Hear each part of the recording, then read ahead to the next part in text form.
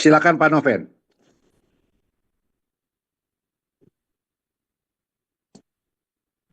Ya, shalom. Selamat pagi semua. Ya, loh.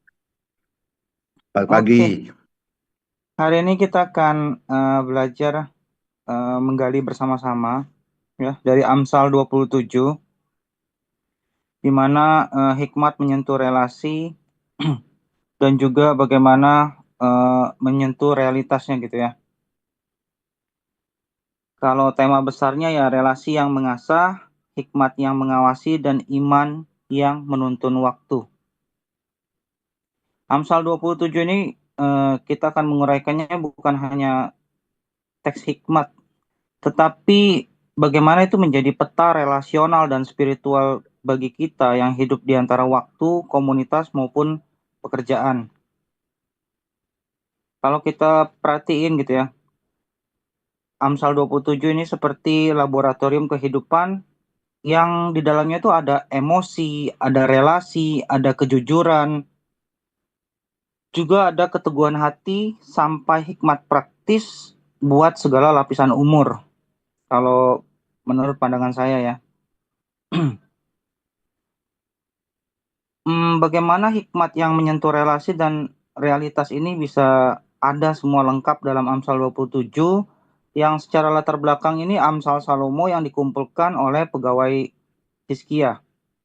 Di sini ada fase kebijaksanaan yang lebih reflektif, sosial, dan juga matang ya. Kalau Amsal 26 itu menyoroti orang bodoh yang harus dihindari, maka kalau kita mencermati Amsal 27, ini menyoroti orang bijak yang harus kita jaga relasinya atau kita pelihara, seperti relasi dengan sahabat, mentor, dan yang terpenting relasi kita dengan Tuhan itu sendiri. Kalau dalam eh, metafora kuncinya ini ya, dalam dunia relasional, Ya, it- ya, eh, kenapa ada yang terganggu?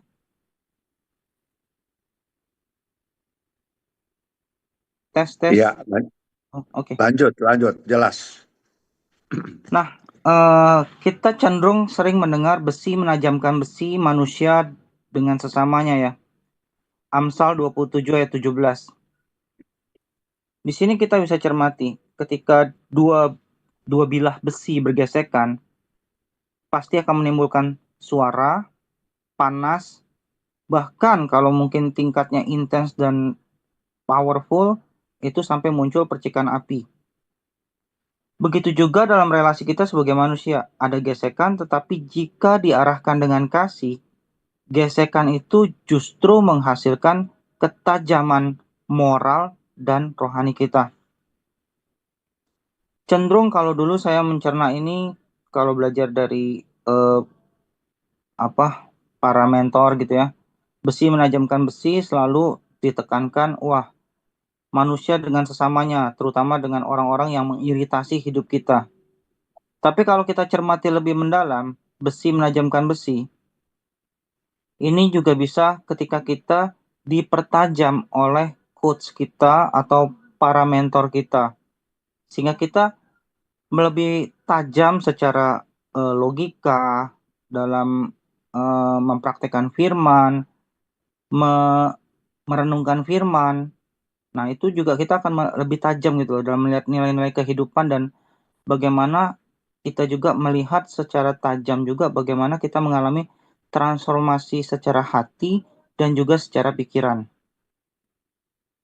Keterkaitan kedua ya akan masuk ke fase kedua, keterkaitan hikmat dalam ataupun tentang waktu dan kerendahan hati dalam Amsal 27 ayat 1 dan 2, di mana ayat satunya eh, berbunyi demikian firman Tuhan, janganlah memuji diri karena esok hari, karena engkau tidak tahu apa yang akan terjadi hari itu.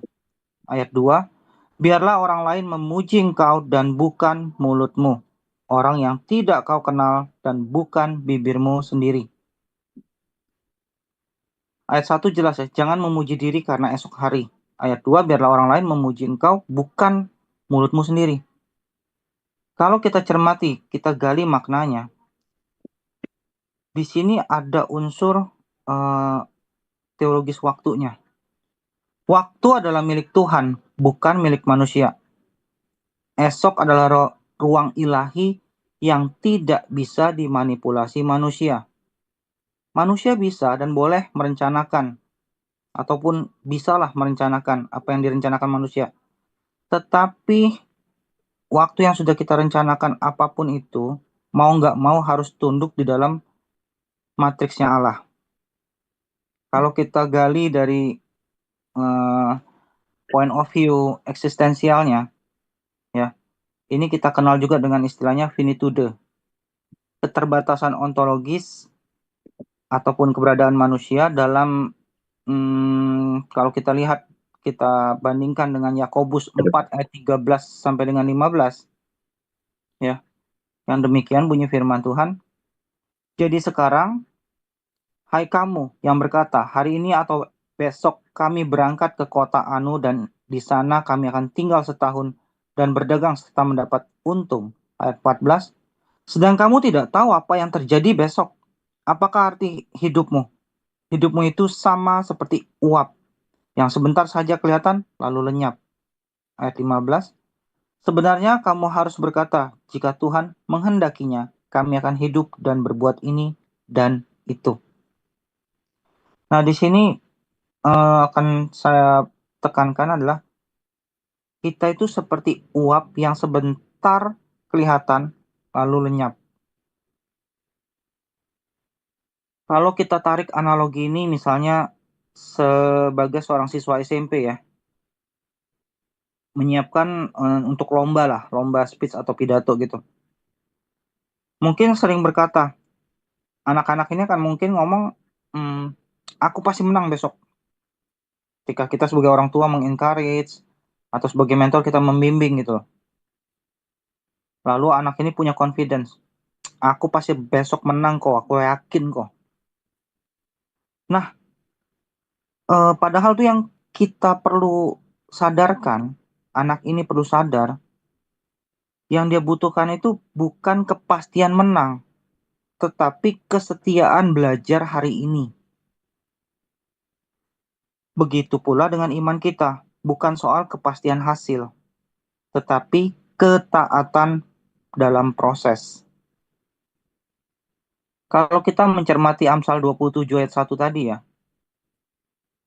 ini adalah panggilan untuk kita hidup dalam kesadaran kairos, di mana waktu yang bermakna, bukan sekedar kronologis. Disinilah muncul spiritualitas dalam, bisa diistilahkan, do it now, in God's timing. Apa sih itu kesadaran kairos?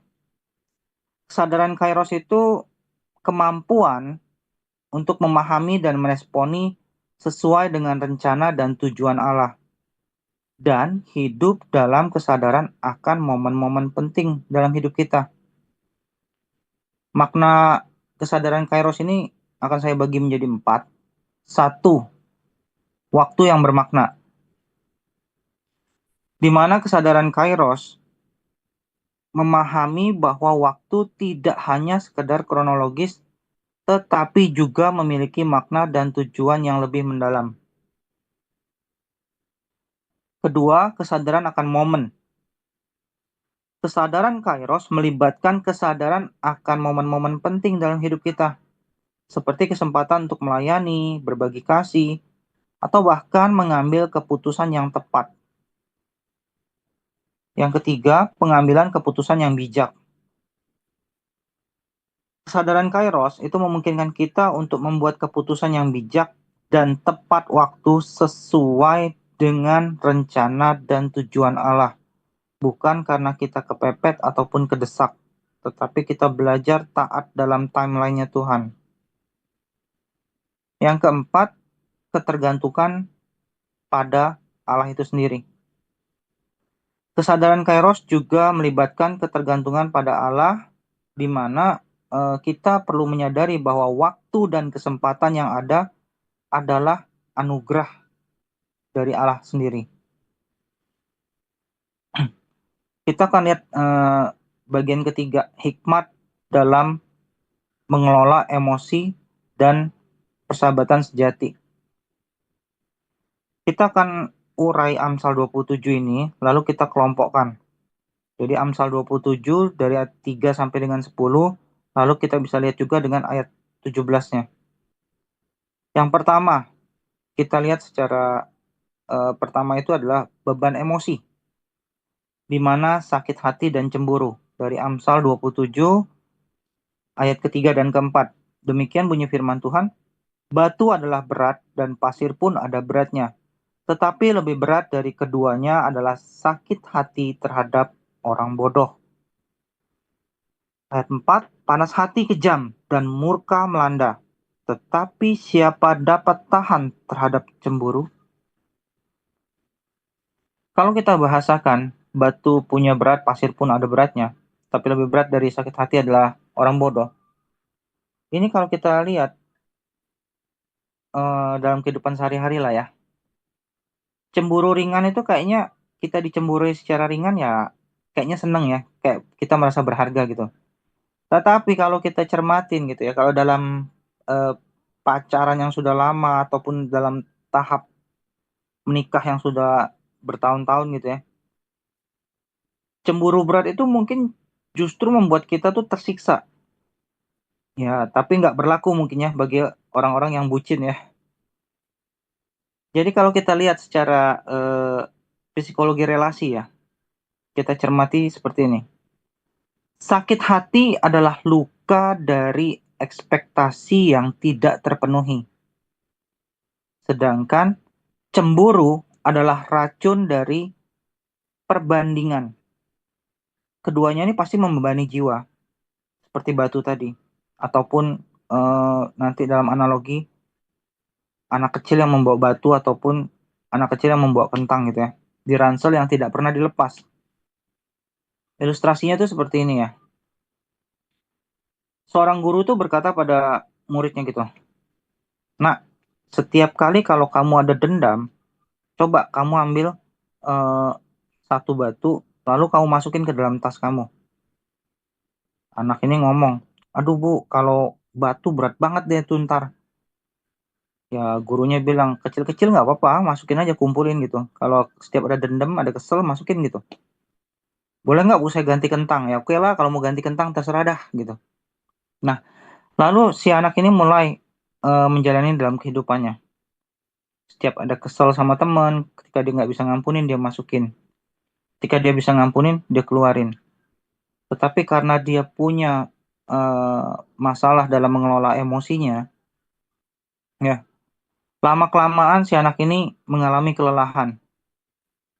Tapi kalau kita cermati, itu bukan karena beratnya pelajaran, tetapi karena apa? Karena beratnya kentang ataupun batu yang masuk dalam tasnya itu.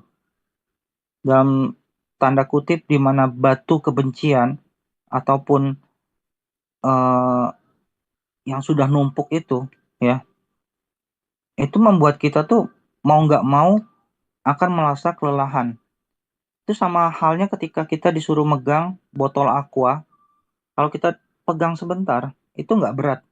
Tapi kalau kita coba tahan 1 jam, 2 jam, atau 3 jam tuh botol aqua kita pegang, kita akan mengalami kelelahan otot gitu loh.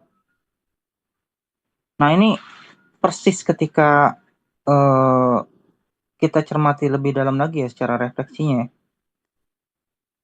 Kadang yang menghancurkan itu bukan musuh dari luar gitu loh, atau di luar.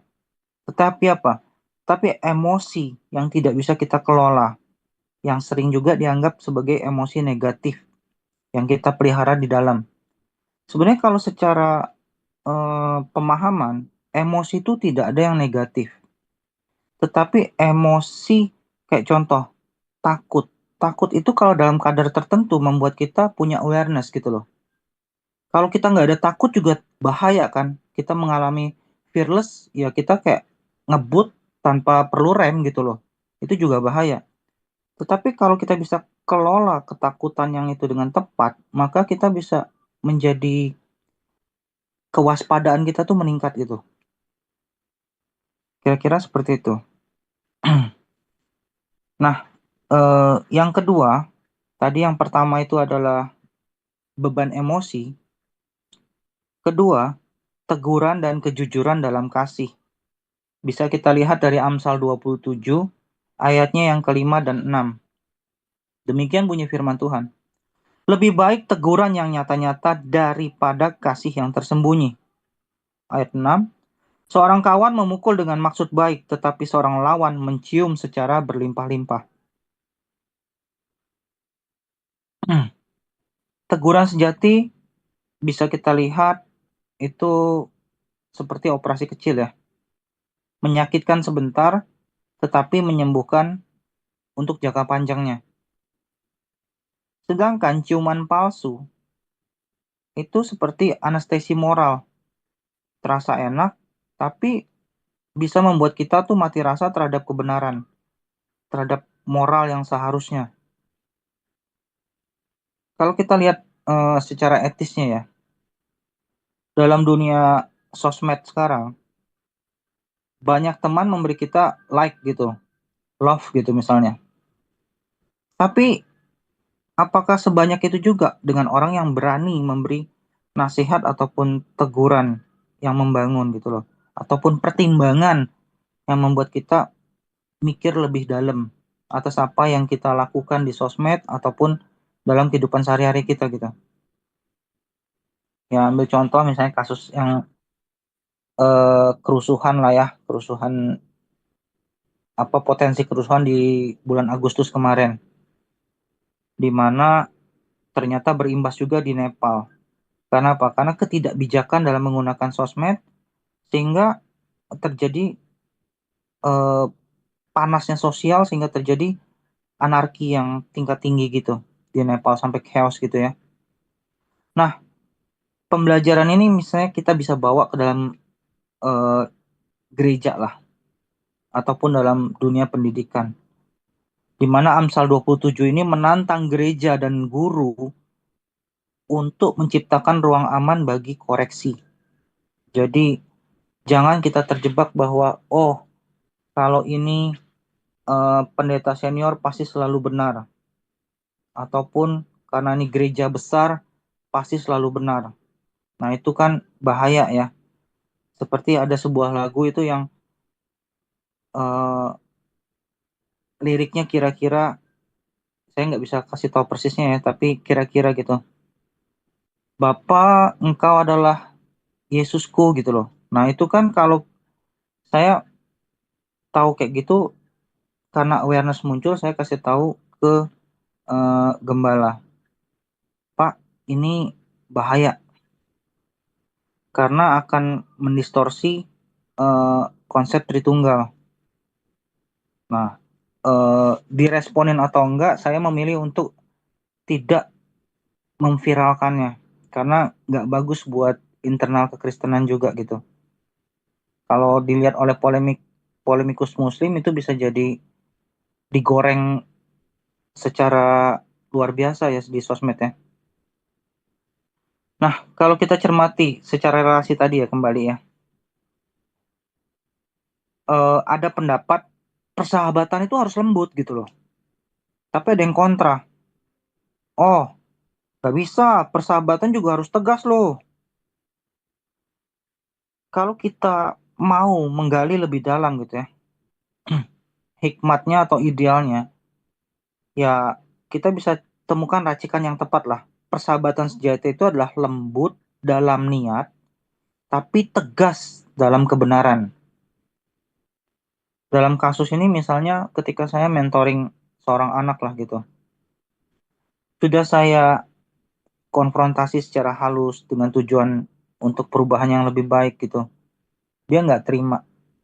Lalu saya bilang ya udah cobalah ke psikolog deh gitu. Kalau ada mentor lain, cobalah temuin mentor lain, coba diskusikan.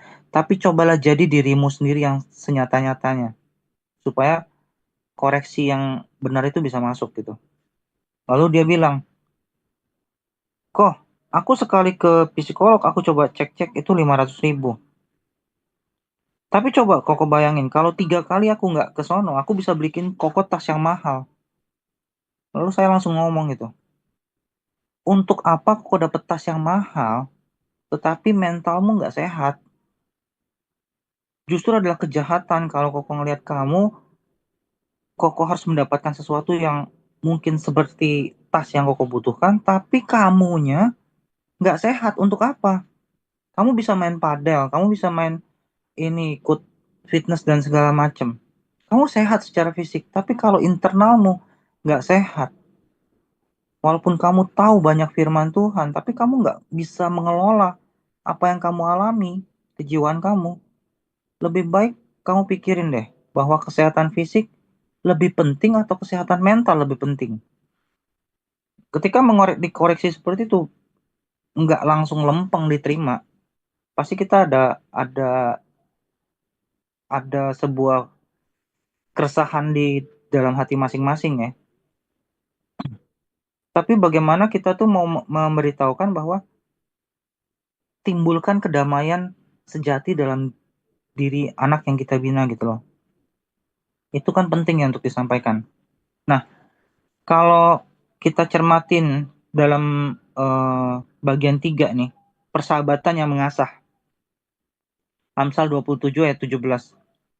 Besi menajamkan besi, orang menajamkan sesamanya. Kalau kita lihat dari pendidikan, dalam dunia pendidikan ataupun filsafat pendidikan, pendidikan sejati itu lahir dari gesekan ide dan dialog. Dalam gereja ataupun ruang kelas, mengasah berarti membuka ruang debat ataupun ruang diskusi yang sehat, yang menguduskan, bukan saling menyerang, tapi untuk menggali kebenaran gitu loh.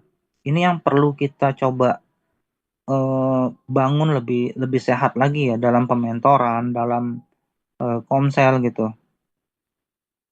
Kalau kita lihat misalnya dalam analogi lah ya, untuk membantu pemahaman lebih lanjutnya. Dua gitaris yang mungkin latihan bareng atau sering bermain bareng gitu ya, mungkin akan ada senggolan nada gitu loh dalam permainan mereka. Tapi justru dari gesekan itu lahir harmoni yang lebih indah. Begitu juga dalam tubuh Kristus, tiap gesekan itu harusnya menghasilkan sinergi gitu loh.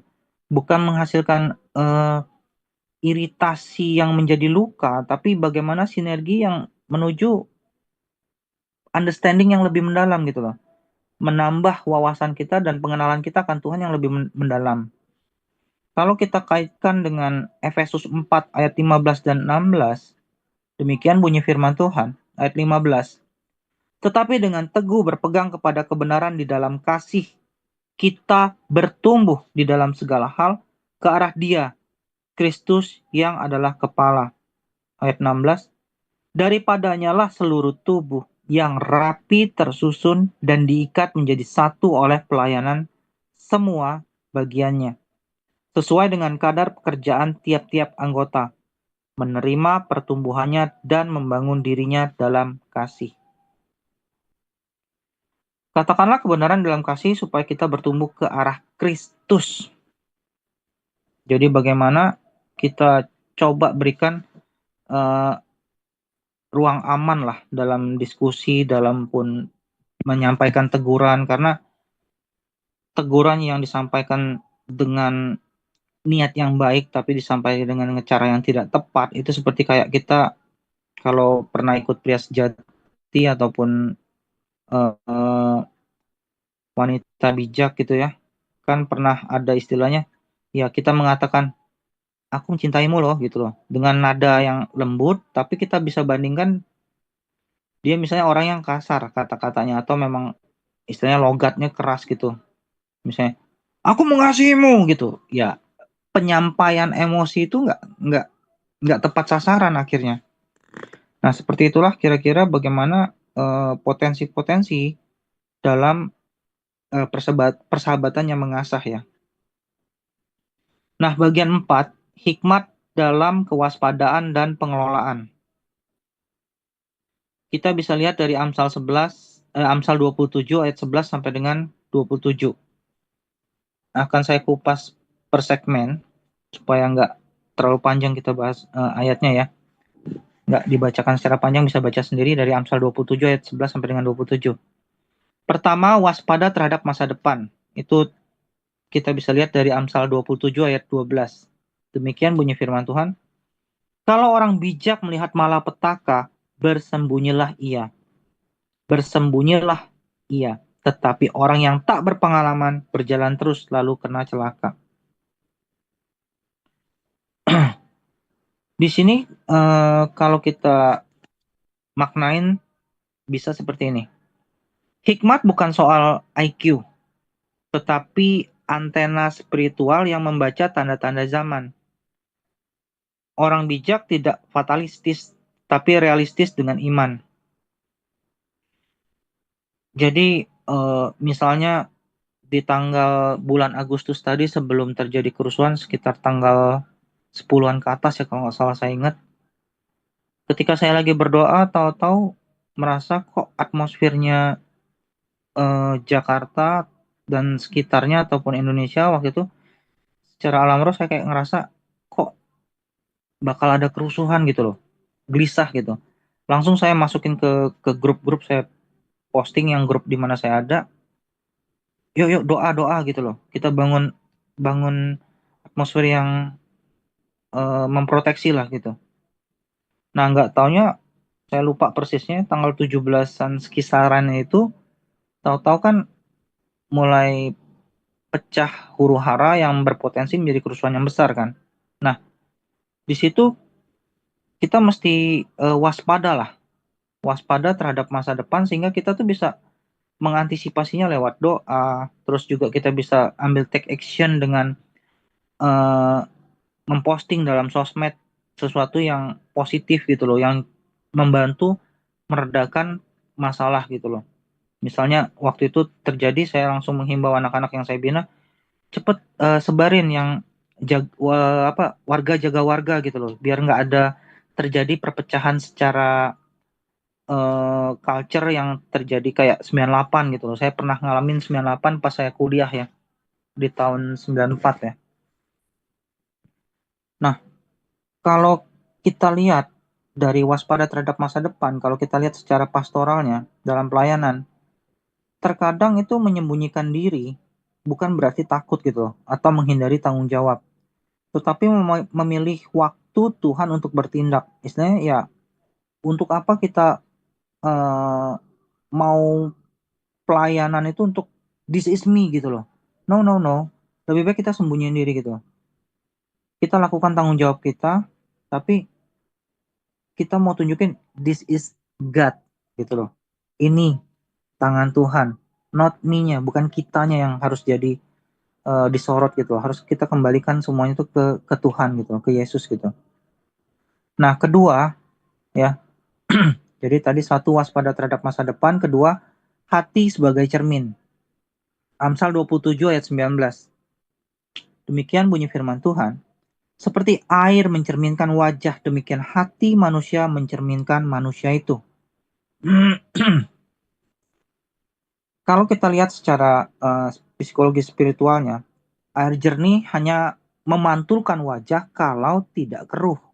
Kita bisa ngaca kalau air itu bening kan. Kalau butek atau air itu kita aduk-aduk jadi keruh terus kita ngaca kan nggak akan bisa ya, nggak akan mengeluarkan hasil yang kita inginkan gitu. Jadi sama halnya kalau hati yang keruh, misalnya penuh dengan kepahitan, penuh dengan luka ataupun emosi yang belum dikelola dengan baik gitu, membuat kita itu tidak bisa mengenali diri kita. Ataupun kalau ketika kita mentoring orang, ketika emosinya lagi bergejolak segala macam, kita paksa misalnya, kamu harus mengampuni, kamu harus itu. Jangan kita paksakan seperti itu karena itu nggak sehat gitu loh. Bisa terjebak dalam toxic positivity. Tetapi bagaimana kita, ayo sini tak temenin kamu dalam melewati proses dari emosi itu, ya. Nah kita bisa buat latihan praktis setiap malam gitu. Kita koreksi hati kita, bukan hanya apa yang kita lakukan, tapi mengapa kita pikirin juga, mengapa kita melakukan hal itu gitu. Nah ini bisa disebut juga sebagai kita lagi melakukan eksamen Ignatian ya. Kalau kita tinjau dari pandangannya Plato misalnya, Plato kan pernah berkata, "Know thyself." Tapi Salomo menambahkan, "Know thy heart, for from it flow the issue of life." Bisa kita lihat pada Amsal 4 ayat 23. Demikian bunyi firman Tuhan. Jagalah hatimu dengan segala kewaspadaan, karena dari situlah terpancar kehidupan.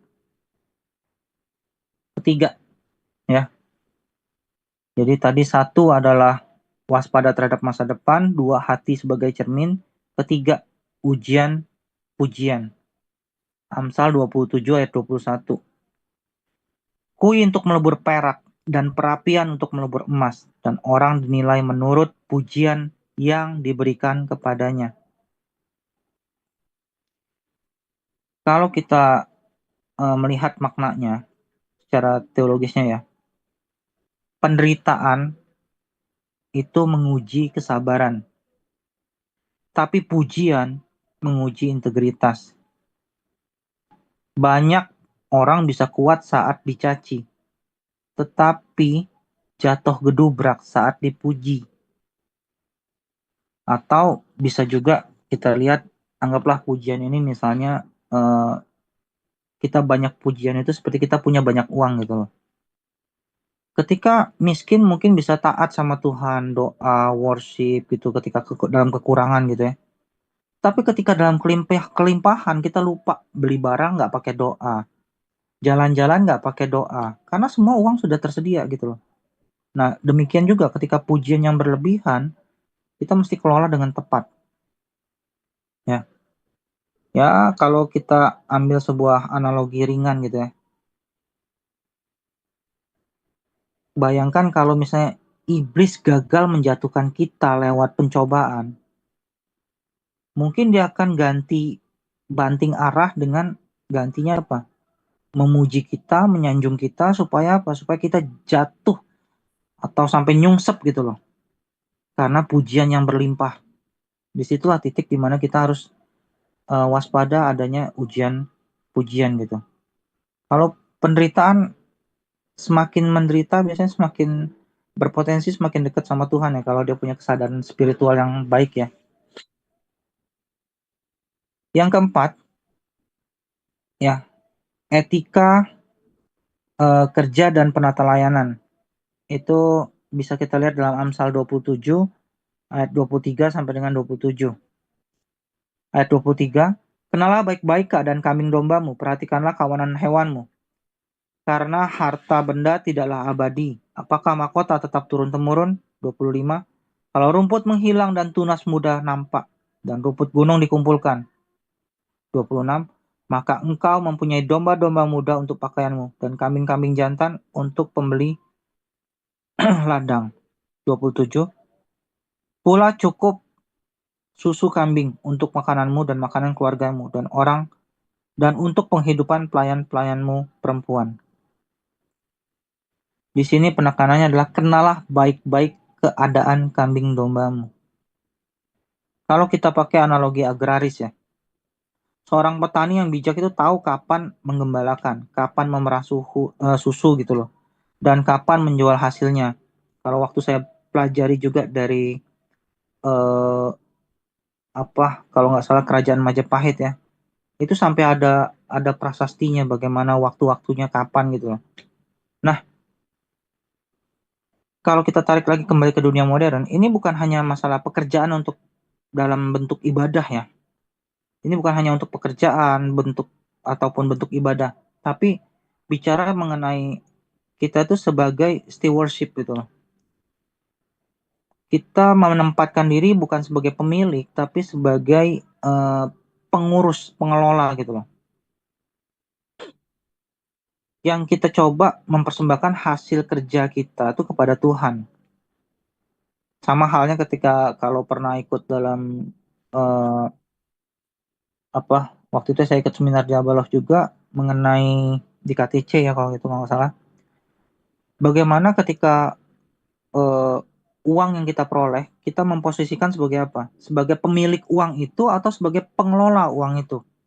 Nah, itu juga penting kan. Kalau kita lihat dari perumpamaan talenta yang 1, 2, dan 5 itu ya, itu kan diminta kita menjadi pengelola yang tepat, bukan kita memiliki dengan rasa ketakutan atau mencengkram seperti tidak boleh lepas lagi dari tangan kita, tapi bagaimana kita mengelola dengan tepat apa yang dipercayakan dalam dalam hidup kita gitu. Kalau kita lihat dari perspektif ekonomi, harta itu tidak abadi. Amsal 27 ayat 24. Karena harta benda tidaklah abadi. Apakah mahkota tetap turun-temurun? Kita bisa lihat dari sisi kerajaan kalau kita mempelajari Three Kingdom gitu ya. Saya suka tuh ceritanya, seru, penuh dengan filsafat, strategi, dan lain-lain ya. Itu di mana kerajaan-kerajaan itu runtuh, nggak ada yang abadi gitu loh. Yang abadi, yang cukup bukan dibilang abadi ya, everlasting, cukup cukup lama itu ya biasanya kerajaan Inggris, di mana terlibat adanya otoritas Tuhan dalam dalam kerajaan itu gitu. Walaupun sekarang nggak tahu ya apakah masih dipertahankan gitu. Nah, eh, harta itu tidak abadi, tapi tanggung jawab itu bersifat kekal. Kenapa saya bisa bilang tanggung jawab itu bersifat kekal? Ya, secara Tuhan ngomong ke kita juga, aku menyediakan tempat bagimu. Itu tanggung jawab kekal dari Allah yang sudah Allah contohkan, yang Tuhan contohkan dalam hidup kita gitu. Dari sini kita bisa mencermati juga bahwa kekayaan sejati itu bukan jumlah eh, dombanya ya, atau berapa banyak domba yang dimiliki, tetapi bicara apa? Kekayaan sejati itu bicara tentang kedisiplinan dan kesetiaan dalam merawatnya, dalam mengelolanya gitu. Nah, kelima, bagian 5, tadi bagian Romawi 4 sudah selesai, kita masuk ke dalam Romawi 5, rekonstruksi pembelajaran dan ide untuk pengembangan iman. Ya, dalam hal ini kalau kita punya anak-anak remaja yang kita mentoring gitu, kita bisa kasih mereka topik terkait dengan Amsal 27 ini, bagaimana kita melatih mereka itu dalam belajar dalam mengendalikan emosi, dalam mereka mengelola emosi mereka, dan juga bagaimana cara mereka itu meresponi ketika ada koreksi gitu loh. Kalau kita mencermati perjanjian lama ya, kalau sudah gede mereka sudah keluar rumah, itu sudah bisa dibilang cukup telat untuk melatih mereka eh, fokus dengan firman Tuhan. Justru ketika mereka belum jalan-jalan, masih betah di rumah, masih betah dekat sama kita, itu justru saat yang tepat untuk kita tuh menanamkan nilai-nilai Alkitabiah ataupun nilai-nilai kekristenan yang benar ke dalam eh, anak-anak yang kita bina gitu loh. Itu saya pelajari dari, kalau nggak salah, dari perkataan Pak Daniel Alexander ya. Itu cukup cukup saya suka sih statementnya itu. Karena ketika anak-anak itu masih konsentrasi, masih pusat konsentrasinya masih kita gitu, itu memang momen yang tepat. Tapi kalau mereka sudah ngelirik idol di luar rumah segala macem, nah itu kita harus mempersiapkan lingkungan mereka yang tepat. Karena apa? Dalam hal ini, contoh misalnya, ketika orang tuanya bilang, eh, rambutmu tuh nggak cocok loh potong begitu. Tapi kalau misalnya teman-temannya bilang, cocok kok rambut lo, percayalah. Seringkali mereka nurutin apa kata teman-temannya daripada kata orang tua dalam case ini. Ya, itu untuk remaja tadi. Jadi bagaimana kita tuntun untuk belajar mengendalikan emosi dan juga menerima koreksi. Ya, Amsal 27 ayat 5 dan 6 itu dalam menerima koreksi. Lebih baik teguran yang nyata-nyata daripada kasih yang tersembunyi. Ayat 6, seorang kawan memukul dengan maksud baik tetapi seorang lawan mencium secara berlimpah-limpah. Kita bisa ngelatih untuk para remaja kita itu dengan cara misalnya kita tuntun buat jurnal. Siapa sahabat yang kira-kira membuat kamu tuh mengalami progres, menajamkan imanmu, menajamkan skillmu, menajamkan kemampuan intelektualmu. Nah, itu perlu mereka coba data ataupun istilah mapping gitu loh. Nah, kalau untuk kita yang punya anak-anak yang sudah dewasa, Mungkin yang pertama adalah terapkan prinsip besi menajamkan besi. Dalam proses apa itu bisa dipraktekkan? Dalam diskusi, dalam komunikasi, tapi jangan terjebak pada debat yang bersifat destruktif ya. Misalnya, pandanganmu tentang ini tuh apa? Lalu mereka memaparkan, jangan langsung kita patahin, salah nih pandanganmu, gini, gini, gini. Kita diberi 2 telinga, 1 mulut, itu rasio 2:1, berarti sesuai dengan rasio kapasitas mendengar kita, kita lebih baik lebih latih, lebih banyak ya. Yang kedua, itu untuk dewasa kita bisa ajarin evaluasi kerja dan tanggung jawab. Sesuai dengan Amsal 27 ayat 23 dan sampai dengan 27 sebagai pedomannya. Nah, untuk usia emas maupun mentor gitu ya, dari terkait dengan Amsal 27 ini, poin pertamanya ya cobalah jadilah sahabat ataupun pembimbing rohani yang bisa atau mampu memukul dengan kasih. Kalau kita lihat dari Amsal 27 ayat 6, seorang kawan memukul dengan maksud baik, tetapi seorang lawan mencium secara berlimpah-limpah. Ini saya punya case ya. Saya agak sebel kalau misalnya kalau ketika bina orang itu, kok dia ini melakukan salah gini gini gini gini. Hmm, kamu bisa nggak coba tegur dia dengan kasus itu? Kok nemenin? Karena saya pengen lihat bisa nggak dia menegur dengan tepat dan orang yang ditegur itu juga kebetulan anak yang saya mentoring. Saya juga mau lihat bagaimana orang itu merespon dengan tepat. Tapi yang sering terjadi ketika mereka itu mau play safe gitu ya, mau main aman aja, mereka cuma ngelempar itu ke saya untuk saya yang tegur gitu. Saya bilang, aduh, ini cukup melelahkan untuk melatih mereka berani melakukan konfrontasi yang tujuannya tuh membangun gitu. Nah, yang kedua, sebagai mentor ataupun kita yang istilahnya sudah berusia emas, cobalah kita untuk mewariskan nilai kerja keras dan juga bagaimana kita nilai-nilai pelayanan yang pernah kita lalui itu kita kita coba definisikan dengan simpel pengalaman kita. Kita jabarkan, kita paparkan ketika misalnya kita duduk di meja makan atau apa gitu. Jadi biasakan juga di meja makan itu jangan masing-masing pegang handphone, tapi punya tradisi misalnya di meja makan, yuk eh, diskusi yang apa yang kamu alami segala macam supaya itu bisa transfer nilai-nilai gitu loh di meja makan. Yesus juga kan eh, waktu bersama murid-muridnya di meja makan ya, sharingnya nilai-nilai ya. Kalau kita lihat, nah kalau kita bagian keenam ya, kita lihat bagaimana gospel centernya ya.